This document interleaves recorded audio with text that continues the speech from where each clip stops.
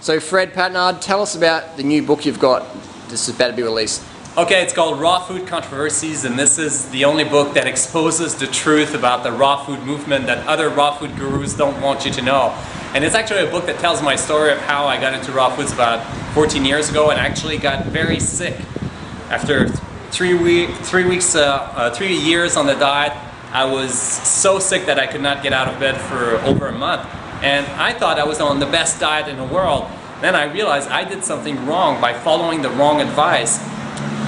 Then over the years did a lot of trial and error, discovered what works, what doesn't, and then finally to this day I never told my story. I never told exactly what happened, but the people I worked with, the kind of crazy stories along the way, what worked, what caused the most problems, what are some of the things that raw foodists believe that they're not true.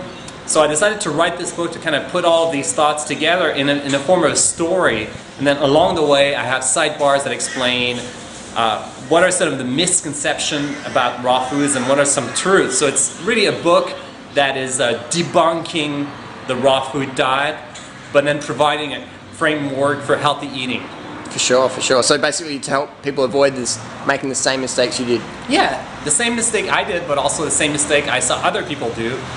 And the common mistakes that people make, but also show you that, well, yes, the raw food ideal is interesting and it makes sense, but don't just follow an ideal blindly.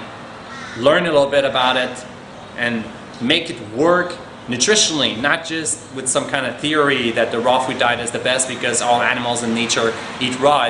There's a little bit more thought that must go into it, and that's what I put together in the book. Cool. So what's the book called? Raw Food Controversies. And where can we get it from? You can get it from rawvegan.com. Cool. Thanks, Fred.